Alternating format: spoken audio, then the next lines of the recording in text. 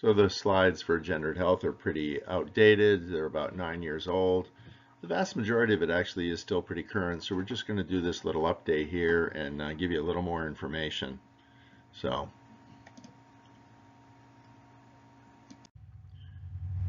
we'll talk about women's health. Not something that I do a lot of, but definitely something that a lot of you will. Um, Estrogen is not the evil thing that we thought it was. We now know that hormone replacement therapy is nowhere near as dangerous as we thought it was. A lot of the earlier studies were not well done. There's definitely a move back towards it, but we're just going to have to wait and see what happens. To talk about specifically HRT, it is useful in sleep for menopause as well as lots of other symptoms. Other options for sleep in menopause include low-dose doxepin, which is in general a nice option. They talk about up to 6 milligrams.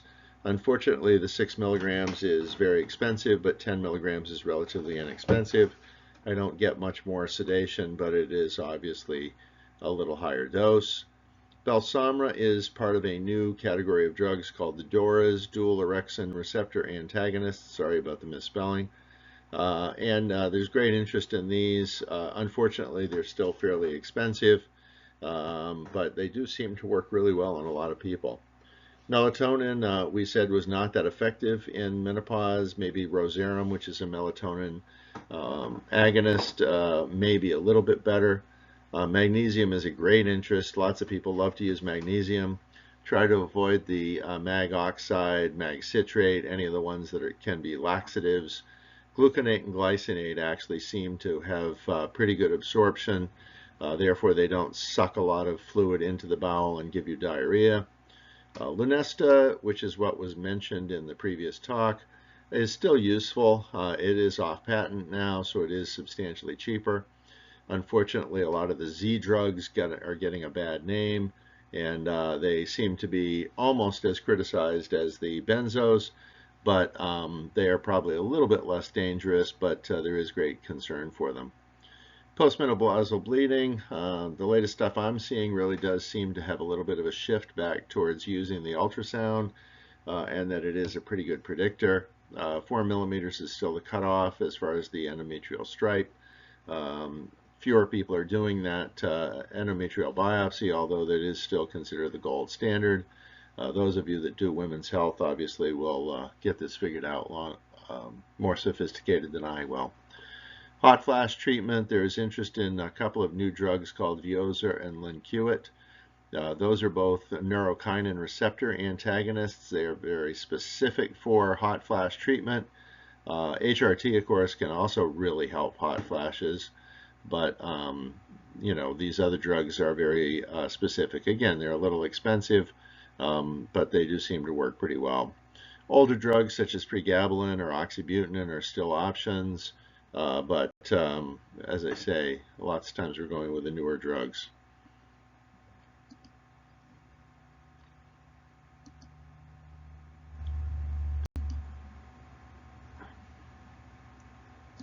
We'll talk about a few issues in men's health, mostly about prostate and ED issues, but we'll have a little bit other stuff to talk about as well. Okay, so you're working in a clinic, you do a PSA on somebody, their PSA is 5. I've actually shifted back to doing a lot more PSAs. My brother-in-law is a urologist, and he agrees that PSAs do not save anybody's lives. Nobody lives any longer because they have a PSA. And the reason for that is that we have really good drugs that can be used to treat sort of end-stage prostate cancer, and those folks continue to live till almost the same life expectancy of someone without prostate cancer.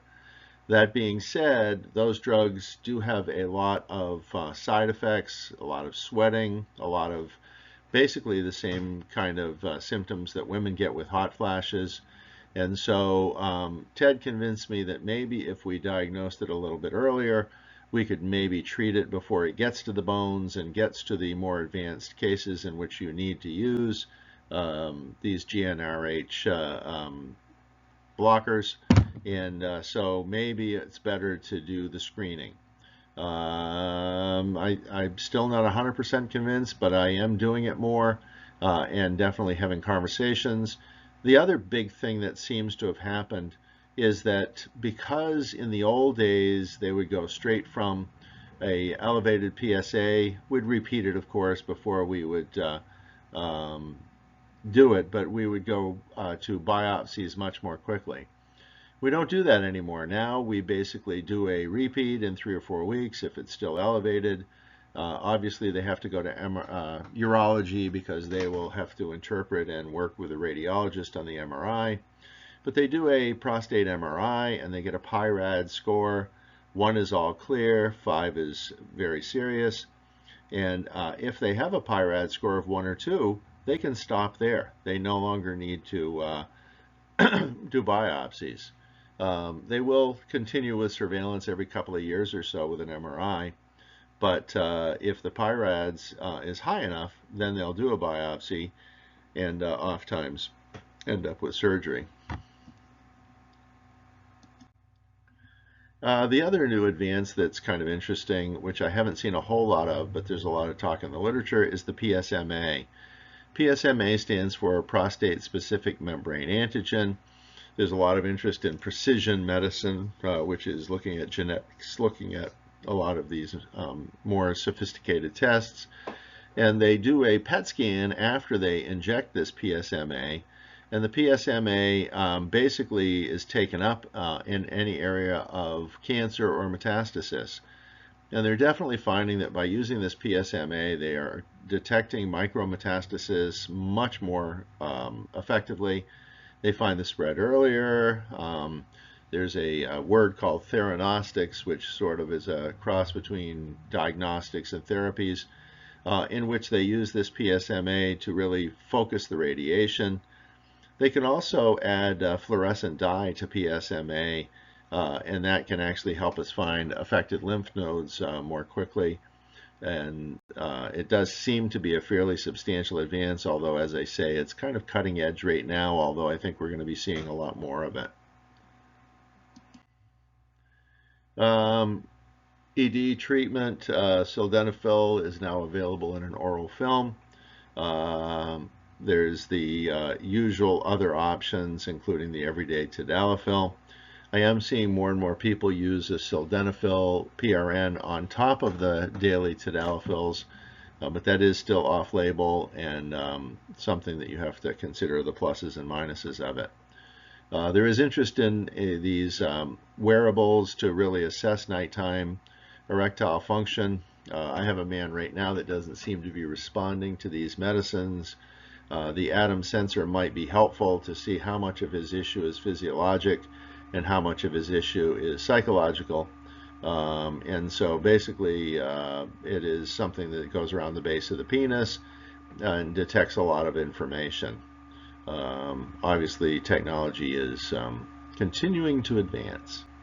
Definitely there's also a lot of interest in making sure that people that are seeking out ED treatment will go on blood pressure medicines, will go on cholesterol medicines, just because the ED is often a sign of poor cardiovascular health and poor circulation, since it is really a circulation issue, and so there is great interest in using this as an opportunity to have conversations with men about their overall cardiovascular health. Atom Hydrogel is a research-based thing at this point, but it is interesting, and it'll be interesting to see if it hits the market soon.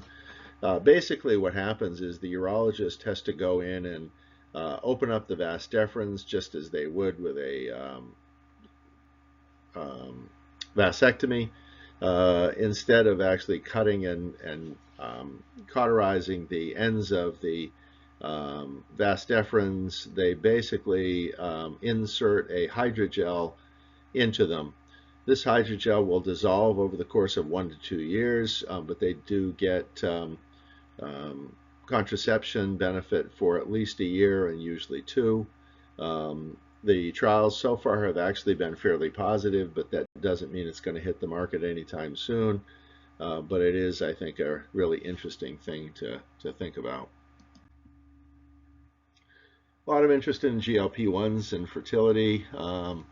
We're not really sure exactly what happens with them, but we do know that both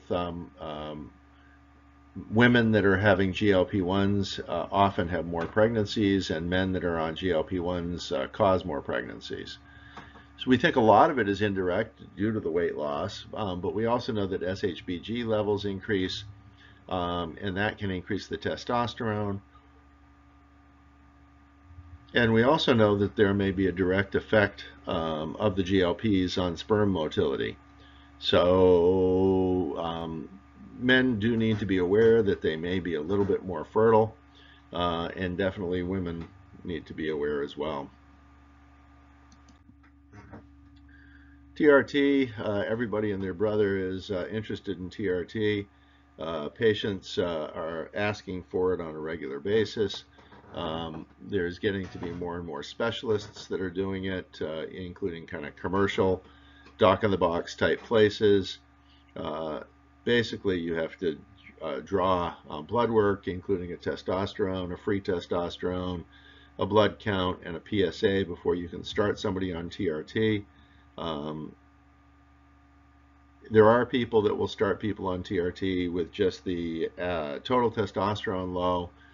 Unfortunately, the folks that have opioid therapy or obesity often will have low total testosterone, even though they have normal free testosterone, and they'll have less benefit from replacement therapy. Jatenzo is a testosterone option. There's really 4 ways to give testosterone: orally, by Jatenzo, injectably, as you would expect, once or twice, once a week or once every other week. The goo that you put on, the gel that goes on the chest or upper arms. And then the 4th way is with Testapel, which is pellets that are put under the skin. Those can get the levels too high. I consider the normal testosterone levels 300 to 900. Most people that are doing replacement try to get it in that sweet spot of around 600 or above. Definitely not above 900, because once you do that, you start having enlarged prostate and other issues. But you do need to be careful with testosterone, just because it can cause some other side effects. They did remove the black box, though, for cardiovascular risks, which I think is very interesting. Doesn't seem to have the number of heart attacks or strokes that we thought it might. People do get them, but it doesn't seem to be any more than the general population of people, of men in this age group.